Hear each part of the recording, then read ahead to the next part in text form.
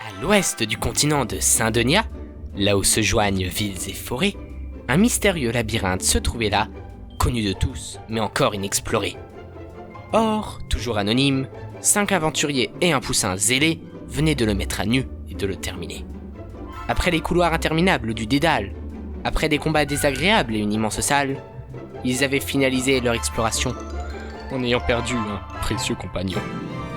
Ils remportèrent 4 reliques magiques qu'ils emmenèrent avec eux en quittant les lieux. Désormais à la fin, ils n'ont plus d'issue, sauf un souterrain qu'indique un panneau confus. Bon, où est-ce qu'elle nous mène la suite du scénario? Le panneau nous montre un escalier, mais je ne vois pas le fond, c'est trop sombre. De toute façon, on doit y aller. Il le faut. Oui, on n'a pas d'autre choix que de s'enfoncer dans les ombres. Gustave nous dit d'avancer, alors on y va. Parce que tu connais leur langage maintenant? Non, mais en le regardant, je comprends. Mais en tant qu'elfe, tu ne l'assimiles pas, toi? Non. Je suis un elfe noir, donc la nature c'est plus chasser que protéger pour notre race. Ah ouais, c'est pour ça que tu t'entends pas bien avec tes congénères plus clairs. Les elfes noirs sont plutôt connus pour leur belle musculature pugnace. Ah non, pas de ça avec moi, Cannabus, c'est clair? Hein? T'as fait quoi? Mais rien, voyons. Je ne sais pas ce qu'il lui prend. Ouais, tu recommences pas. Bon, allez, on descend les enfants. Mais Il est incroyable ce poussin. Il descend des marches qui font sa taille sans problème. Eh, c'est pas n'importe quel poussin, c'est Gustave. Et il n'a pas peur de foncer vers l'inconnu. Se vola-t-il? Je crois que je l'aime. Allez, Gugu, va voir le fond de la cave. Ils descendirent l'escalier pendant quelques minutes avant d'arriver dans un couloir non éclairé. Oh, il fait vachement noir. Au moins si obscur que... la nuit. Quelle belle philosophie. Je trouvais pas d'exemple. Bon, je suppose que c'est à moi de rendre le champ de vision plus ample. Il est pratique ce sort. Ampoule humaine, je réfléchis le mana ambiant avec mon corps et j'éclaire naturellement les lieux. Eh ben, c'est très efficace, et pour un niveau 5, y a pas mieux. ouais, moi je m'en fous, je suis nyctalope. Vous allez pas la faire quand même. Hein? Bah, faut bien que quelqu'un la fasse. Quoi? Tu t'en occupes, Magnus? Mais de quoi vous parlez? Ok. Vous savez bien que t'étais une salope. Quoi? Tout ça c'était juste pour une blague pathétique. À ce niveau-là, c'est plus vraiment une boutade, c'est plus un impératif. Mais j'avoue qu'on a été assez aboulique. Ah, Gustave veut que nous avancions. Oh, il est sympa, mais un peu trop pressant. Ouais, mais il a quand même raison. On est lent. La chamane éclairant et le poussin devant, ils explorèrent donc, non sans obligation, la galerie désormais de lumière remplie. Ils avançaient nonchalamment, bravant les distances et la pénombre en discutaillant, jusqu'au moment où... Ah, Gustave a trouvé quelque chose. C'est un squelette. Berthe, au vu des vêtements restants, il n'est pas de ce siècle. Mais il rentre dans le cadavre, c'est infect. Regardez, il en sort un objet. On dirait un caillou. Mais non, ce serait plutôt une rune. Il s'est assis dessus cet idiot. Heureusement qu'elle a l'air inactive. Je la ramasse, mes écailles me protégeront quoi qu'il arrive. Hein? Que se passe-t-il? Des chiffres apparaissent dans les airs au-dessus de Gustave et Maurice. On dirait que leurs nombres respectifs s'échangent. Que représentent ces valeurs? Et ça donne quoi? Quoi? Maurice, rampe à terre? Oui, mais sans les bras. Il fait comme la chenille en ne poussant que sur ses jambes. Quelle drôle de prière. On dirait que ses neurones flambent. Plus exactement, je dirais que l'on a échangé nos intelligences. Mais bon, après, c'est comme mon avis. Gustave a parlé! Bah oui, j'ai un bon QI maintenant. Rien d'étonnant. Rien d'étonnant. Rien d'étonnant? Parce qu'un poussin qui jacte, c'est commun. Et Gustave, 78 divisé par 39. 2. Bravo! Hé Gustave, pourquoi t'as cette voix-là? Bah, un poussin, ça n'a pas de nez. Donc je peux que parler comme ça. Logique. Non mais y a plus grave là. Maurice est en train d'essayer de se manger la queue. Laquelle? Celle du lézard. Ah oui, la plus grande. Mais donc, tu aurais compris le fonctionnement de la rune, Gustave. Eh oh! Et le cas Maurice, c'est pas grave? Oh ta gueule! Il peut attendre. Il n'est pas non plus veule. Mais c'est bien ça le problème. Donc je pense que la rune, quand deux gens la touchent en même temps, échangent leur intellectuel par un inconnu système. Passionnant. Il faut qu'on la garde pour sa rareté. Bon, du coup, faut qu'on réinverse leur mental. Ah mais non, je suis bien comme ça, je vais le rester. Mais comment t'as su qu'il y avait une rune là? Ben, je l'ai senti. Pas vous? Merde, Maurice détale. Mais ils sont morts! Bah ouais, mais personne m'écoute. Mais rattrapons-le avant qu'il soit trop tard. On doit le choper coûte que coûte. S'il nous sème dans ces galeries inconnues, on l'aura pour toujours perdu. Ah bah putain, il court vite ce crétin. Ça perd l'hypopète. Il prend la poudre d'escampette. Nom de Dieu, il peut pas ralentir un peu? Mince alors, elle galope bien cette face d'alligator. Moi, je trouve que c'est pas une grande perte. Je suis plus utile que lui. Mais bon, c'est comme mon avis. L'homme lézard cavalait sauvagement, doté d'un cerveau affligeant. Il arpentait à toute allure les galeries noircies de ténèbres et obscurcies de sombreur sans réel but. Nul ne sait pourquoi il faisait ça, la réponse ne sera jamais donnée. Et pourtant, il continuait d'explorer, offrant à ses compagnons une difficile lutte. J'en ai marre. J'en peux plus. Faites qu'il s'arrête. Ne laisse pas la fatigue te gagner, Artagas. Cours et te prends pas la tête. J'ai dû perdre au moins 20 kilos. Maurice, reviens ici. On a des croquettes, des bonbons, des jouets, plein de sucreries. Non, mais sinon, au lieu de le pourchasser comme des cons, on peut le laisser. Il a fait son choix et... Bon, c'est comme mon avis. Hein? Mais tu t'es accroché à mon manteau en fait. Bah oui, tu crois qu'un poussin peut foncer comme une comète? Vous êtes trop rapide pour moi. Ah, il tourne à gauche cette fois. Allez, on continue. C'est une impasse. Il y a une immense porte en face. la porte Elle est est belle. renforcée et a l'air très âgée. Ouf, plus besoin de coups. Je rêve. Il a traversé la porte antique. Comment peut-il avoir une force aussi fantastique? C'est la puissance de la connerie. Suivons-le, ne restons pas ici. Ah, je vais mourir. Le groupe d'athlètes entra dans une vaste salle entièrement peinte de noir avec en son centre une belle balançoire. Celle-ci, en trocodendron, était suspendue à 5 mètres du plafond. Il s'est arrêté. Il doit être perturbé par le cul-de-sac. Vite, échangeons leur intelligence. Je m'en occupe. Hé, lâche-moi. Tiens, prends la pierre. Hein? Et confiance en mes compétences. Il a lancé Gustave tenant la rune sur Maurice. Ouah, pourquoi moi? Quelle injustice! Mais c'est qu'il va arriver juste sur l'homme lézard, ma parole. Bien sûr, quand je dis bien lancé, ce ne sont pas que des belles paroles. Ah ben non, il s'est écrasé au sol en fait. Quoi? Gustave! Ma tête. Je le retiens, ce connard de chasseur de salade. Il n'a même pas de plume et il se permet de me jeter comme... Gustave, touche Maurice avec la pierre. Vite. Hein? Mais non, je veux rester comme ça. Fais pas le con. Active la pierre tout de suite. Non, je veux pas. Tu agis, t'as pas le choix. J'ai pas envie. Non, il recommence à bouger. Fais-le maintenant. Mais... C'est un ordre. Bon, j'ai donné que mon avis. Le volatile, à contre-cœur, s'empara de la roche magique à côté de lui et toucha l'homme lézard. Réapparurent les nombres sortant de la tête des deux êtres qui retrouvèrent leur enveloppe d'origine pour éviter un nouveau gros bazar. Hein? Je suis où là? Les compagnons de Maurice lui expliquèrent toute la merde et, au bout de 1000 excuses de celui-ci, entreprirent de regarder plus attentivement les murs les entourant. Ouf. En tout cas, j'ai jamais autant couru. Je suis épuisé. Moi je vais tester la balançoire, histoire de voir si elle est réglementée. Il y a de grandes formes bizarres sur ce mur. Ça signifie quoi? Mais oui, c'est vrai. C'est peut-être une écriture ancienne. Je ne connais pas. On dirait des sortes de boutons. Peut-être que le nain le sait. Laisse-le dans son délire de faire de la balançoire comme un con. Je sens plus mes jambes.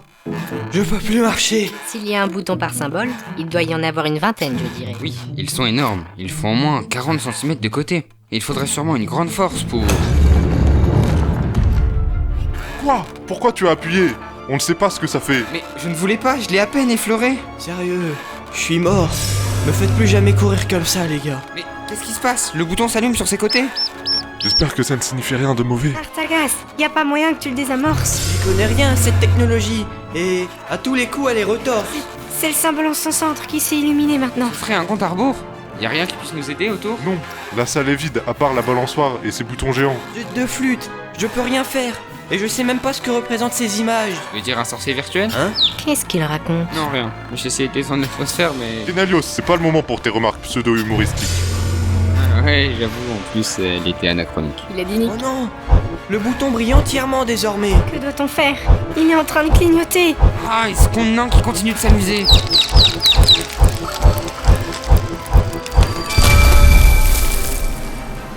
La case a explosé. Qu'est-ce qui se passe? Quelque chose en sort. C'est grand, noir, et ça ondule. José? C'est toi? Qu'a-t-on libéré, mon dieu? Pourquoi pas, oui.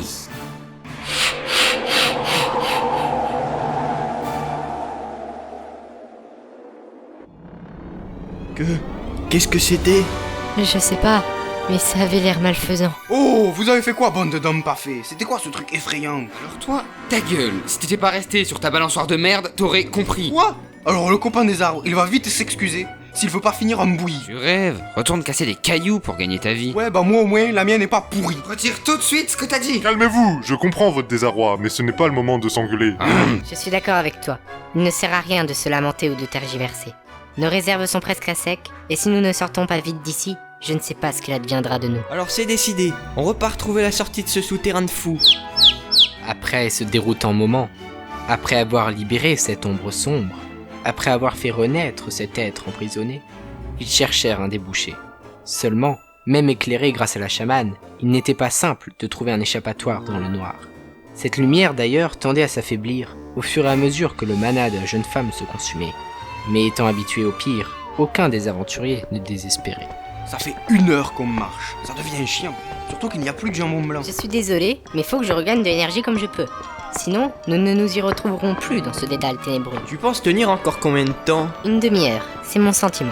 J'en ai marre de tous ces murs et ces sols unicolores. Tout ce gris noirâtre va me rendre cinglé. Tu n'as pas tort, mais n'abandonne pas. Cet exutoire, on va le trouver.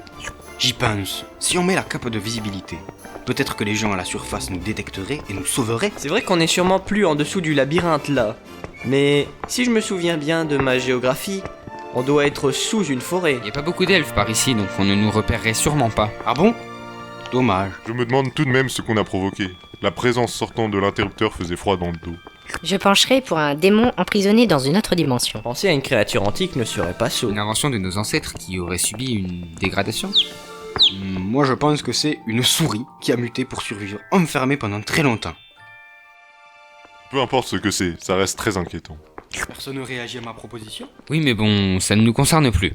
Et puis, ce truc ne peut sûrement pas sortir d'ici vivant. Ah d'accord, donc je parle tout seul comme un con. On n'est même pas sûr qu'il y ait un passage vers la surface. En réalité, vous êtes juste jaloux de moi. C'est bête, on aurait dû demander au présentateur le bon chemin qu'on le fasse. Voilà, c'est ça, mais vous préférez faire semblant de m'ignorer et vous l'assumez pas. On ne pouvait pas savoir. Qui aurait cru qu'il y aurait un obstacle supplémentaire? Mais c'est pas grave, hein. Je me vante pas et je vous en veux pas. On ne pouvait pas prévoir. Mais bon, désormais ça ne nous concerne guère. Ouais, après tout le monde ne peut pas être comme moi. Mais là, on est bien parti pour déambuler infiniment. Je n'en vois pas la fin. Gustave est d'accord avec moi d'ailleurs. Lui, il est honnête au moins. Par contre, ma magie n'agira plus pour longtemps. Je le crains. J'espère que vous prendrez exemple sur lui. Il est petit, mais il est bien. Déjà? Mince, il faut qu'on accélère le pas. Mais j'y pense. Quoi? Au lieu de chercher une sortie hypothétique, pourquoi ne défoncerait-on pas le plafond? Mais on s'y prendrait comment? Ah mais oui, ça tombe à pic. On a justement les préservatifs de la perfection. Tu penses réussir à briser le plafonnement? Il est assez bas pour moi, ça me semble concevable. Avec ton allure de dinosaure, c'est vrai que c'est faisable. Qui les a rangés? Hein? Ah oui, c'est toi Magnus. Je t'avais oublié. Je les ai dans ma sacoche. Fort pratique. T'y as aussi mis la roche? Ouais. Alors. Ah, voilà. C'est cette petite boîte rosée. Passe, je regarde. Merci, j'avoue ne pas trop m'y connaître. Ça m'étonne pas vu ta tête. Tu dis? Non, rien. Quel sexisme. Y en a que des masculins, aucun féminin. Mais on s'en fiche, ça, cannabis. Passe-moi. Tiens, Mais tu vas pas la mettre devant nous quand même? T'es con, on peut le mettre n'importe où. Ah, je suis rassuré. C'est vrai que ça aurait été un peu extrême. Cannabis? oui, Tu pourrais me la mettre sur ma queue de lézard? mais oui, bien sûr. Avec gentillesse et délicatesse. Comment ça se reproduit un homme lézard? Bah... Comme les humains, je suppose. Ouais, ça doit être compliqué de faire la chose tout de même. Avec la queue et... Eh, je vous entends. Ouais, par contre, tu peux arrêter de te lécher les babines à chaque fin de phrase? Ah, mais je fais pas ça. Étrange. La rune a dû provoquer dans son cerveau un effet de stase. J'espère qu'il s'arrêtera vite en tout cas. D'ici quelques heures, je pense. Et voilà, porter un tel chef-d'œuvre. Quelle chance. Incroyable, je me sens tellement fort. Il est marqué sur la boîte que l'effet ne dure qu'une minute. Dépêche-toi. Si tu es si puissant, amène-nous dehors! À la 1, à la 2, à la 3.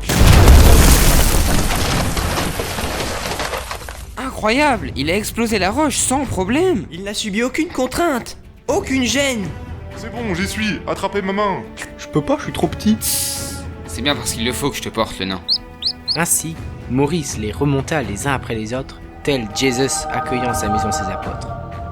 Après s'être habitués au soleil et avoir discrètement jeté la capote dans un plant de groseille, les 6 compères de reprendre leur avancée décidèrent. Mais à peine la recommencèrent-ils qu'une remarque les interpella, loin d'être futile.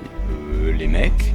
Y a des arbres morts là-bas. Eh ben, dans une forêt c'est normal. Non mais là, y en a vraiment pas mal. Hein? Allons voir ça. L'équipe découvrit avec stupéfaction des végétaux morts par légion.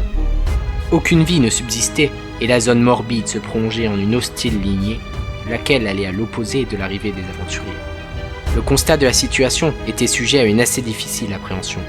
Cette traînée caustique provenait d'un endroit vite repéré par l'équipe, Ici, venez voir. les faisant réfléchir sur leurs actes et imaginer le pire. Qu'est-ce que c'est? Un autre trou dans le sol.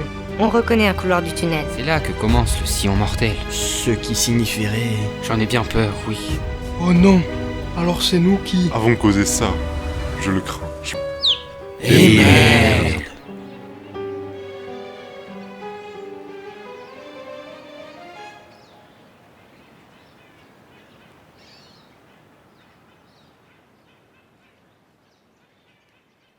Place maintenant à l'action de l'épisode. Comme promis, nous nous retrouvons pour ce moment apprécié de tous et hilarant. Et la meilleure action est cette fois-ci... le lancer de Gustave par Gennadios. En effet, voyons ça de plus près. Remise en situation. À ce moment-là, Maurice crétinisé ne comprenait pas ce qui lui arrivait. Il venait d'entrer dans la salle à la balançoire et ne savait où aller. Gennadios sut saisir cette occasion et s'empressa d'échafauder un plan, disons-le, très brillant. Il attrapa alors Gustave mécontent et lui enjoignit d'empoigner la rune. On peut plaindre Gustave qui ne comprenait rien à la situation et se contentait d'acquiescer. C'est donc plein de vigueur que Gennadios tendit le bras, visa Maurice et lança Gustave tenant la pierre magique. Son physique sportif lui permit un lancer gracile et admirablement réussi. Le pivotement de son corps, suivi de la contorsion de son bras, et enfin le mouvement de son poignet, envoya le poussin incrédule dans une position parfaitement aérodynamique, avec un angle de pénétration dans l'air idéal. Le lancer n'était ni trop puissant, ni trop faible, si bien que la courbe du petit poulet était quasi symétrique et son point d'arrivée pile sur le lézard. Mais ça, c'était dans l'esprit de l'elfe noir. En réalité, il l'a pris comme de la merde, l'a lancé merdiquement en faisant un geste de merde. On n'a jamais vu si disgracieux. La trajectoire du poussin était aussi bordélique qu'un troupeau de cochons paniqués, et Gustave s'écrasa telle une bouse fraîchement pondue. Son atterrissage incontrôlé finit dans un sprotch magistral. On peut noter la tête incomparable que fit Gennadios quand il s'aperçut de son fiasco total, c'est-à-dire un condensé de stupeur, d'incompréhension et de honte. Il en pleurera d'ailleurs les nuits suivantes, mais ça, ce ne sera pas dit dans la suite de l'histoire. Ce sera tout pour cette action de l'épisode. À la prochaine!